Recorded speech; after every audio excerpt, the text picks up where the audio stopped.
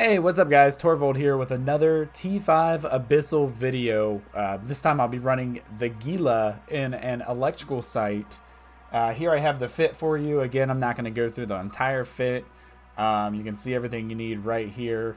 The one thing I will point out though is I completely forgot about mid-grade crystals until after I had already been running the site. I actually completed all 3 sites and I did not have mid-grades at all. I forgot to switch my clones, so that was kind of a little shocker there, and I don't think I had any issues at all while I was running it, so that was kind of nice actually. So potentially cheaper build there. I mean, the ship together you got 2 billion ISK, and if you can save yourself a 600 million ISK pod. But here we go, we'll jump right into it, go through this video and see. Again, I ran 3 sites, so let's check it out. The one issues I have with electrical sites is the filaments are really expensive. They seem to be the popular one to run, so kind of a toss up there. It's nicer when you got like the cheaper stuff, like Firestorms are stupid cheap. But here we go, jumping into an electrical. Coming to the first site here with Starving, Tangling, Anchoring, Starving, Harrowing, all these Vedmax, Damavix, and whatnot. Nothing too strenuous here. In an electrical site, you do have that 50% cap buff, which basically makes your cap super powerful, in the sense that you don't really have to worry about starvings and whatnot, or like running out of cap, which is really nice.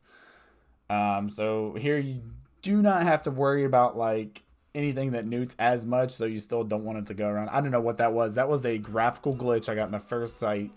In the next 30 minutes, that does not happen again. That happens every once in a while. I don't know what it is. But yeah, so there's that. Sorry about that. I didn't want to run a whole nother site just to not have that in there, so I kept it in there. But as you can see, tank holding up just fine. Cap stable fit. Everything's dying. This is much easier than the Ishtar actually, and that's just the Gila is the king of the abyss. Really, you can't beat it. There's a reason why it has the 3 abyssal skins, really, but basically what I'll do. So I'll use the Ishtar for exotics, and I have a Gila for electricals, a Gila for firestorms, and a Gila for gammas. A Gila for each site. And as I run these sites, I kind of accumulate filaments and based on whatever I have, and they all run the same exact clone. Obviously, I messed it up in this one, where I am not in my right clone. I'm not in my mid-grade clone, but normally I'm running that same mid-grade clone with the Goliath implant, the shield implants, the capacitor. Same one from my last video. But yeah, as you can see right here, no issue whatsoever with tank. Cap survived this long. There's been a starving Damavik up this entire time, a starving Vedmac. I'll go over drones real quick because this is kind of different from the Ishtar, where you're basically using heavies unless you need to kill small stuff. So you can see I have Navy infiltrators, infiltrator 2s, and augmented hammerheads, not just normal hammerheads. The reason for this, Navy infiltrators are used for anything other than battleship. You can see right here, I just kept them out, didn't worry about it. They're still applying damage, but the reason behind the Navy infiltrators, they got better tracking and better hit points. So whenever you're fighting a bunch of the small stuff that can actually apply damage to your drones, it's better to have that hit point buff, and it's better when your drones can track better and hit these guys. The infiltrator tech 2s I will use if there's a battleship or anything around. So if you come into a site with like Overwatchers or the Abyssal Overlords or the Lashaks, you'll want to use the Tech 2 drones. If you come into something where it's nothing but these guys or frigates or cruiser and below, you'll want to go ahead and throw out the factions. And then hammerheads, I actually bust those out a little later. Hammerheads you use for any of the Ephialtes cruisers. We'll see them a little later. You'll see what kind of damage those augmented hammerheads pump out against those, and it's crazy. It's a lot of damage against them, and it helps a lot. Yeah, you can see here I got Navy infiltrators going. I kind of like to split it up, so you see how I have the 3 rows there. Kind of a way for me to organize what drones and missiles are doing. So kind of past it, but like whatever is in the top of my lock thing, that's what my first drone's going for. The middle of the lock. The lock field is what my bottom drone's going for, and the missiles are on anything else. Kind of a weird way for me to organize that, but that's how I like to do it. So there we go. First room completed. We got a nice little bit of loot right there. Yeah, pretty dang good bit of loot. But keep in mind the T5 electrical filament is like 20 million ISK, 23 million ISK at the time of recording this video. It is the most expensive T5 filament, if I remember correctly. Alright, second room here, you'll see me bust out the augmented hammerheads and how much damage they do to these Ephialtes cruisers and whatnot. Nothing really dangerous here. It's just a matter of like killing them as fast as possible. And there you go. You see again my little strategy. The very top thing locked gets the first drone, the middle thing gets the second drone, and the bottom thing gets missile launchers.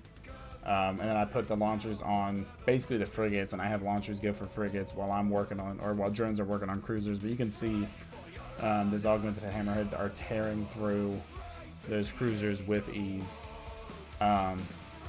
So if you don't know the drones, their damage profiles. So obviously I'm in electrical, so I'm using infiltrators. The reason why the Infiltrator Tech 2s get the damage bonus is because they get the damage from the drone specialization skill, which faction drones do not get that. So that's a big reason why they do more damage.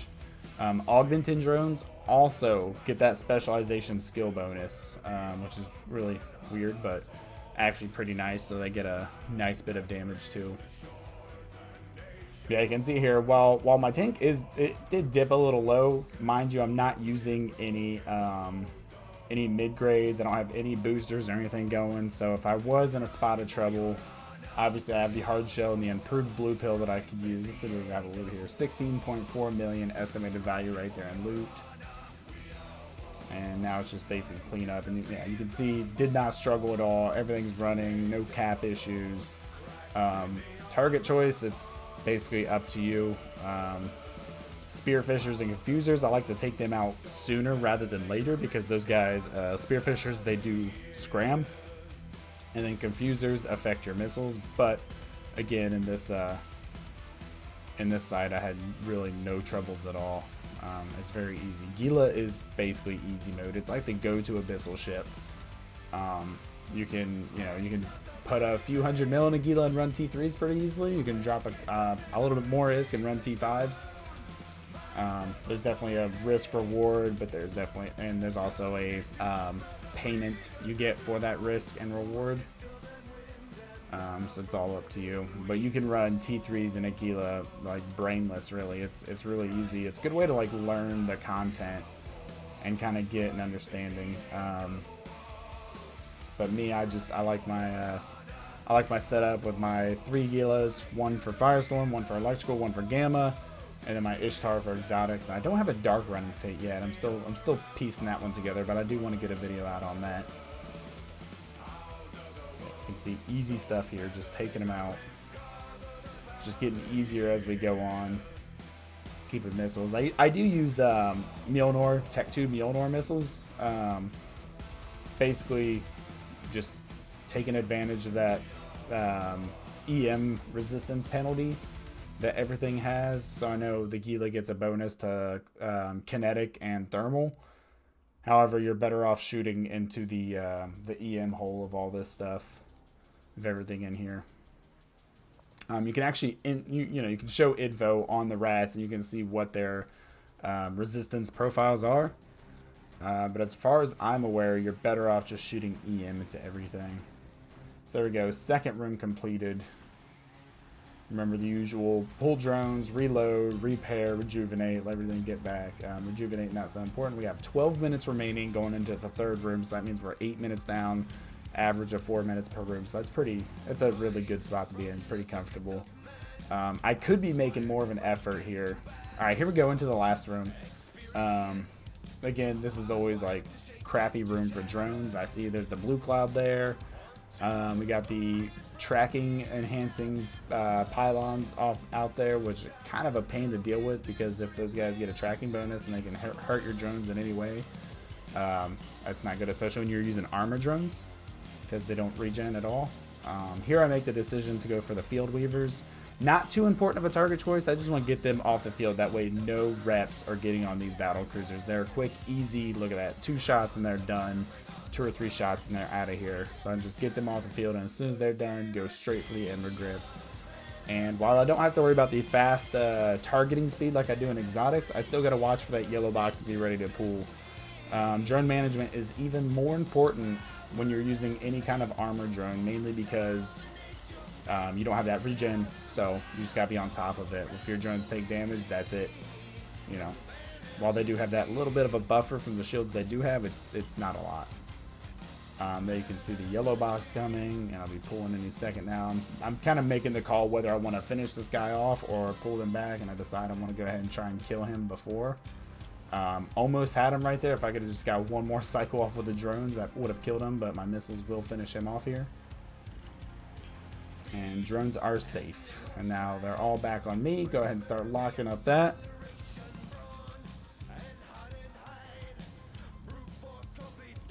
And there we go. It's basically clean up from here.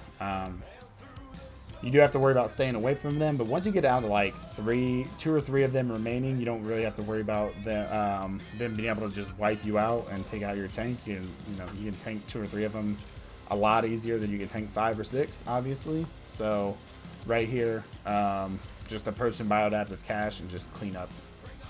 9 minutes 56 seconds remaining, so that means by the time we finish this room, we'll be at about 11 minutes total.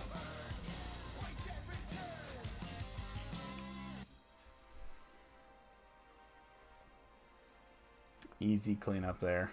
And sometimes it feels like these guys are a lot harder on drones. It feels like they really hammer down on drones, but I feel like recently I've been getting pretty lucky with them leaving drones alone and just letting me do my thing. There we go, 36 million estimated value right there. So total from this entire room, which took us about 11 minutes by the time I kill everything. Total, once we get everything together there, 83 million ISK. I didn't add the value of the electrical filaments because I brought those in myself. So 83 million ISK minus the 20 million from the actual filament. The Benthic blueprint, not really worth a whole lot. I think they sell for like 3 or 4 million ISK or something like that. They're very cheap, so I don't really calculate that into the equation.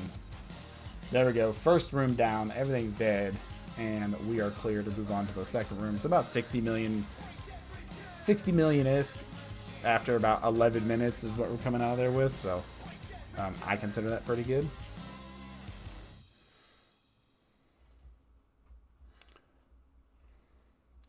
And boom, head into the second room here.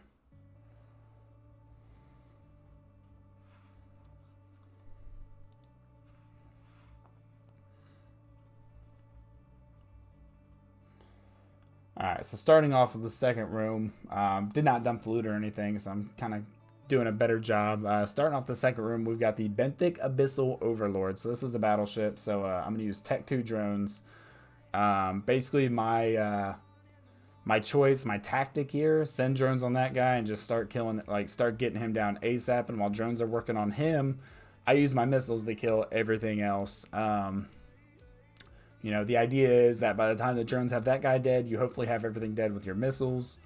Timing doesn't always work out, and you can see damage application on these guys isn't as high. Damage with missiles isn't as high. So while I am taking these guys out, that guy will be long gone before all these guys are dead. But it's just kind of a nice little it's a nice little balance. Unless you're in dire need and your tank is just struggling so bad against that battleship, or there's something more dangerous on the field, it's best to just send your drones straight for that guy and get damage on the battleship quicker. Some important notes to take about these little frigates to take out, or drones, or whatever they're considered. Your most important focus on snare casters, if there are any. I had no snare casters here. If there are any fog casters, those guys will give you missile tracking issues. Those are good to take out. Spotlighters, also important to take out. They will target paint you and make you more easily accessible to the battleship. So you just kind of pick and choose which one you take out depending on what you're flying. Again, I'm not really stressed about any of this. I'm just kind of taking them out in whatever fashion. The battleship there, if you do get close enough, this one's not doing anything. Sometimes they'll target paint. Sometimes they'll web, depending on which one you're up against. I believe this one's the webber. So if you get close enough, he'll get webs on you. So that's another thing to take into consideration. And he does quite a bit of damage. The Benthic Abyssal Overlord. Yeah, he does quite a bit of damage if you let him. Especially with, like, if you have webs on you and you have target painters and you're in range of his weapons, he'll hurt. Here, my tank is not struggling at all. So not really to worry about. It's just an easy... chill, orbit the gate. I always default orbit the gate at 30 kilometers. It's just my go-to. I don't know why. It's just good that when you enter a site, to just automatically, whatever your hotkey is, just hit orbit at 30 on the gate, and just to get your ship moving. That way you have kind of a split second to like decide what you want to do, rather than coming into the site, assessing the situation, then making a call. You just automatically, first thing you do is you have a route planned and you're moving. And then after you get the orbit going and your ship's moving, you can kind of assess the situation and see what you need to do. For example, if you come into a room full of newts and starving NPCs, you just want to burn away from them. But it's good to get that movement going right off the bat. Another thing I'll hit on that I've learned a lot in the past couple months, flying the Abyss more, hotkeys. Hotkeys in EVE Online are so important and so helpful. This was probably the worst feeling in the history of ever.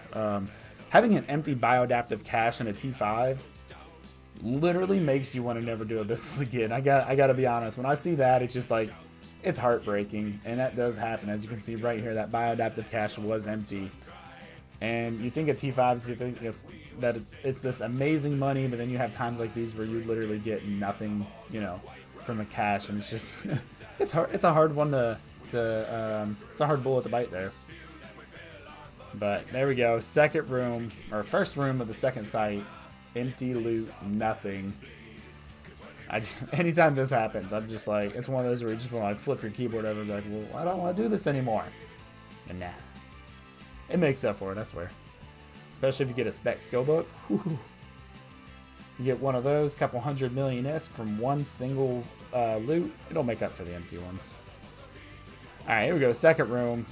Notice there are a lot of starving stuff on field, which normally in any other site, any other ship, that'd be kind of alarming. However, you are in a Gila that busts out a crap ton of damage, and you are not worried about starving stuff as much in an electrical site. I decided to go for the ghosting Damavik first, just because I know I can kill Damaviks before those Vednax get on me. So I go ahead and kill that one ghosting just to not, just to get that the weapon disrupt off of me. The ghostings, they do disrupt your weapons, and basically that makes your application worse, and your missiles don't shoot out as far.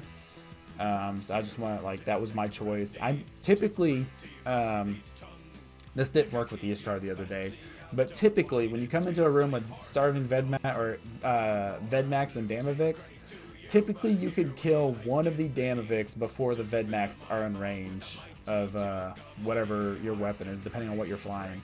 So I always, like, when I come into one of these rooms, I pick the most threatening Damavik, and that's what I go for. That's what I start with. As you can see, it worked here. I was able to kill that ghosting before these Vedmax got within range of me, which was pretty cool. Doesn't always work out. Sometimes it could be fatal, but yeah, you just gotta gauge what your capabilities are and whatnot. So here I'm just taking out the Vedmax. Again, you can see my cap is just soaring.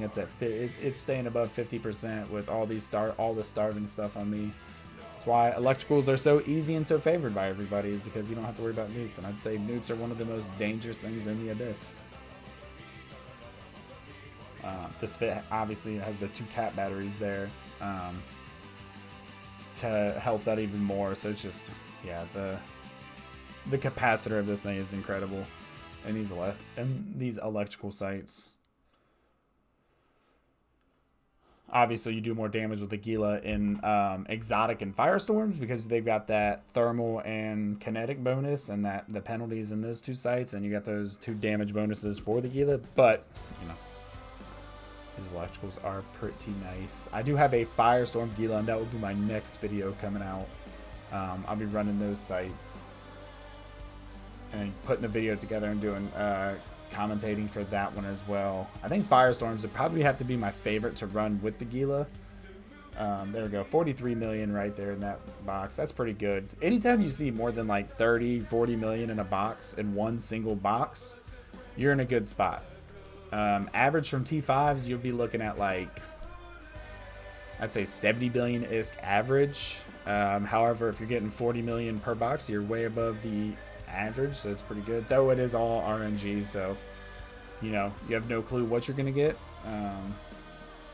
You can have an empty cache. You could have 3 spec books. I don't know. It you know, all depends on how lucky you are, I guess. Pretty easy here. Clean up with 2 frigates. Like I said, this room, my tank did not struggle at all with 4 Vedmax on me. My cap didn't struggle at all with all the starvings on me. It was pretty easy.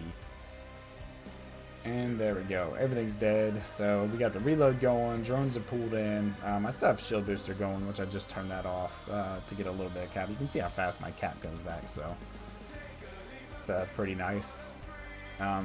Third room here. One of the easy ones. Now I will say that while this is typically easier, these guys still pump out a lot of damage, and you don't want to just write them off. You will see these little frigates do a crap ton, or drones rather, they'll do a crap ton of damage. So I make the decision again here to go for the Deviant Suppressor, because you can see it's already damaging them, and it just makes me killing these things a lot quicker. And then I just put drones and missiles, I just spread them out, and everything just goes. Like I said, I don't struggle at all with tank here, though, you know, that don't mean take these lightly. These are still pretty, these can be dangerous. If you get locked down by these guys, they all get on top of you and they all apply damage, and you're not fit correctly or something, they will hurt. Pretty easy though here.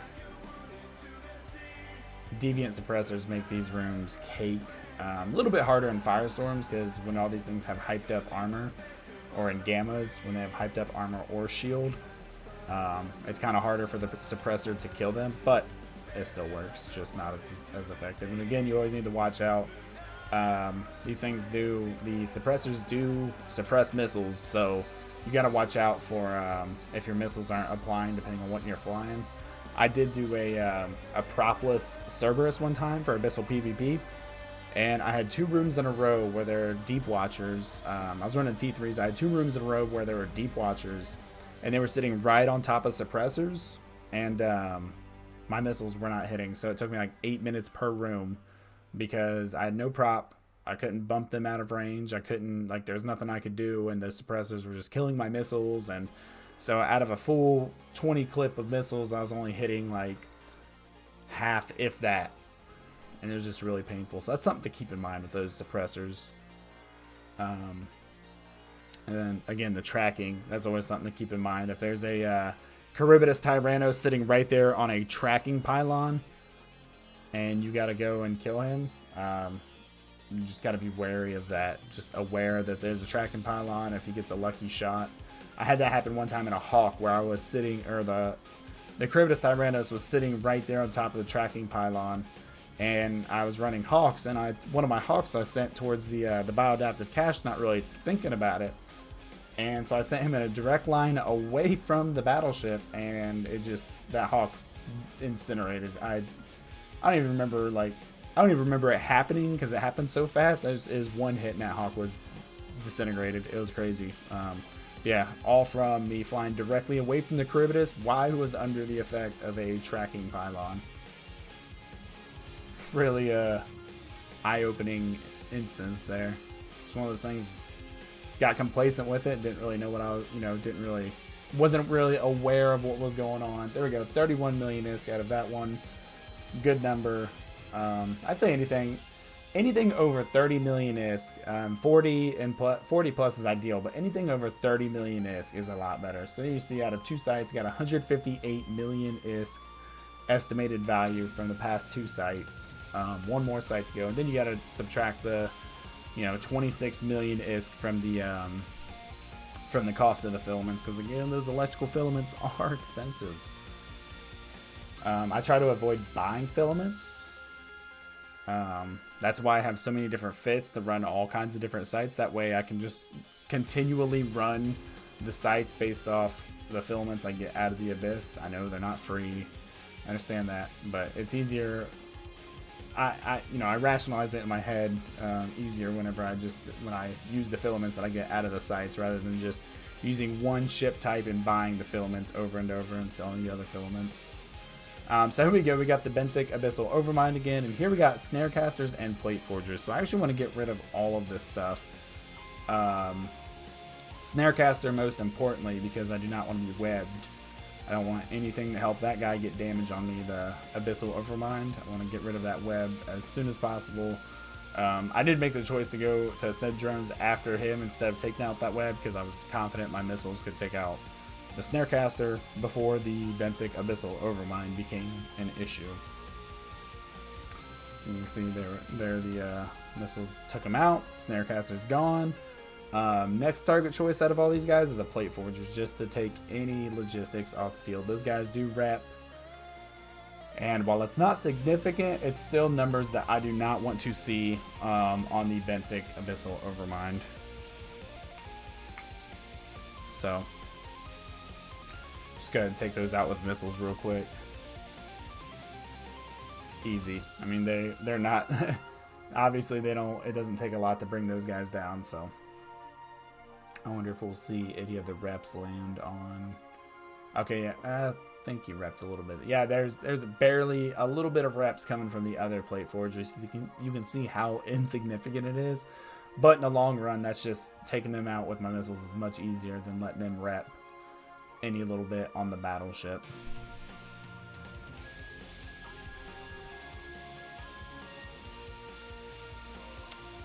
So from here, it's basically just I'm using my missiles to clean up all these guys, and then I'm going for the Bioadaptive Cache. You can see this Benthic Abyssal Overmind is webbing me. Not an ideal situation to be in, depending on what's going on. But however, I'm confident that I can handle it, and that his webs aren't going to be enough. His damage isn't going to be enough to make me sweat or anything like that. So I'm okay with being in web range. You know, how often do you hear that being said? Yeah, you can see he's falling to 25% armor here shortly, and got missiles reloaded, so I can start taking out all these guys again. Easy cleanup. While this is easy, 15.7 mil from right there. While this is pretty easy and it's not too stressful, at the same time, like, I know I've seen people say the Abyss is like you can AFK the Abyss or it's mindless or anything like that, and I fully, wholeheartedly disagree. If you can jump into an Abyssal site, launch your drones, and walk away from your keyboard and go to the bathroom and not come back for 5-10 minutes for the site to be done, I would love to see that. I do not believe it's possible. You know, I would like to see that. I would like to see someone go through an entire room. Obviously, you'd have to have proof that they did it. They'd have to show that they were actually away from their keyboard, because I've seen people say, yeah, I just, Abyssals are so easy, I just go AFK and complete them. They're nothing. And I was like, yeah, right. They're not. Like, while you can put enough money into a ship and have high enough skills to be able to complete these easily, you can still, like, it don't matter how awesome of a pilot you are, you make one little error, you're gone. It's just the way it is. It's not like ratting. It's very engaging PvE, and there's so much variety in it that while it's the same thing over and over, at the same time, like, there's a lot of different challenges and whatnot and things you gotta take into consideration. Yeah, I don't know. I guess some people have a need to just talk themselves up and all that and say, oh, Abyss is easy and I can do it with my eyes closed, or I don't have to put much thought into it, it's 100% safe and there's zero risk involved. I fully 100% wholeheartedly disagree with that. Obviously this looks pretty easy what I'm doing right here. However, it's not like mind numbing. It's not it's not easy. You still got to pay attention, pilot, and do all that good stuff. So just remember that. Here we got Leshak Room. I always like Leshak Rooms. 2 Tangling, 2 Blinding. This is where it's more important to go for the Blinding first. since I do have and obviously I split my drones, and there you see why. So this is why it's important to go for the blinding first if there's nothing too threatening out there, because I am an Afterburner fit and I go about double the speed they do, which is, you know, obviously it's fast enough to catch them. However, with these blinding Lashak burning away from me and with me not being able to target, I just like taking down the blindings sooner rather than later, so I don't have to worry about not being able to target them and having to go chase them out far enough. That's why I split the drones between the blinding and the tangling, so I knew that no matter what, a drone was going for a blinding and I'd be able to kill one of them. In the worst case scenario, I just have to chase this other one down, but now that there's only one blinding left, I don't have to worry about it too much where I can target him out. But yeah, with 2 or more blinding, your targeting range is reduced down to like 40 kilometers or something ridiculous like that. And if you're in an Afterburner fit, it's painful having to go chase after these blindings.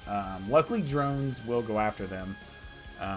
If they're out of range and shooting you, but they're within drone range, your drones will go after them. But yeah, I just like to take them out. If there's nothing else to worry about here. Nothing too crazy to worry about. You can see very easy. Once I kill these 2, you'll see what I was talking about with the drones. So there goes those 2. I can't target the blinding Lashak, but he's shooting at me and the drones register that and they go for him. So he's way out there. So kind of a toss-up. I'm not saying focus on blinding Lashaks. Obviously focus on more dangerous stuff. 14.4 mil right there, pretty low for a T5. Focus on things like renewing Lashaks, I'd say would be priority target. Starving Lashaks, very important to take them out. A good method against starving Lashaks: when you come into a site and you see starving Lashaks, turn directly around and fly away. Send your drones, if you're in a Gila, fly away. Prop mod on, fly away from whatever the starving Lashaks, get drones on them. Renewing Lashaks, all the Lashaks remote repair. However, renewing Lashaks remote repair more than the rest of them. So you want to get those out of there. Tangling Lashaks, you want to stay away from them. Obviously, keep range from them, especially if you're Afterburner fit and you have a harder time getting away. So here we go. We're in the third room here of the third site. Another Vedmak Damavik site. Nothing else besides Vedmaks and Damavik. So right here, again, I make the decision, go straight for the Damavik because I know I can kill him before those Vedmaks get in range of me. And there it goes, that one starving Vedmak. They just got into range as that guy was dying. So now, because there's only 3 Vedmaks, I make the decision to take out the anchoring Damavik just to prevent him from being able to lock down my drones, since it's just the one anchoring Damavik and I know I can kill him real quick. And then from here, it's just 3 starving Vedmaks. You can notice how my cap handles the pressure from these 3 starving Vedmaks, and there's 1 starving Damavik. And it is really, I go ahead and turn my prop mod off because I know I can't outrun them with how fast they go, so there's no point in me having that on. It could help mitigate damage. However, I just keep it off just because there are starving Vedmaks. You can see now I'm below, I'm probably at like 40% cap right now. And there's 1 starving Vedmak down. Cap is still dropping a little bit, but tank is holding on. These starving Vedmaks are going down pretty quickly, so nothing too scary to worry about here. Pretty easy, pretty easy sight. As long as you kill, obviously the longer you leave these starving Vedmaks on grid, the more dangerous it is. You can see I'm dropping about, 30%, 30-40% cap right now, but now that there's only 1 starving Vedmak, I will start rejuvenating cap, or regening cap, and it'll be a lot easier. Yeah, from here, once you get to this point, you know you're good. Unless you have some crazy application issues or something, this is like your good point. Got the last box of loot coming up here. I think I averaged probably 10 to 12 minutes per site on all of these. Let's see what we got here. 8.2 million, that's really low. That's better than empty, but it's still pretty dang low for a T5. Altogether, you can see here's all the loot from all 3 T5 sites. 189 million ISK for about 30 minutes worth of work. Minus the 20 million, 23 million ISK per filament. So, that puts us at like 120 million ISK. over the course of 30 minutes, which in my opinion is pretty good. Obviously, I'm risking and flying a 2 billion ISK ship, but over time it pays for itself. I mean, you're making, I'd say 200 mil an hour is a good number. It could be a lot higher. I mean, it could be lower running T5s, but if it's that low, then you just have horrible luck. Because again, I said average for T5s are about 70 million ISK per site. So there we go. There's all 3 sites in the electrical Gila. About 120 million ISK profit over 30 minutes. Pretty simple there. I'm gonna pause that. Pretty simple there. Thank you for watching. Hopefully you learned something. Hopefully this helps you get into these higher tier abyssals. I plan on doing these again. I plan on doing more of these. I usually live stream. I do Abyssal PvP, but I've been on this kick lately to where I want to get these videos out to help people see what T5s are about, see what kind of money you can make, see what how you can do them, what kind of fits. Ishtar video is already out. This will be my second video. Next video will be a Firestorm Gila, and after that I'll do a Gamma Gila, and then I'll start branching out into additional stuff. I need to get a dark fit. Yeah, I gotta get a dark fit going. But all right, thank you all for watching. If you enjoy my content, I have a bunch more videos. Abyssal PvP, I have a lot of those. I have a couple more guides. If you've enjoyed it, please like it, subscribe if you want to see more. I'm going to get on a more regular schedule, pumping out these videos a lot more frequently. Obviously not just pumping out videos, but trying to get good quality going too. So yeah, thank you for watching. I'll see you in the abyss, guys.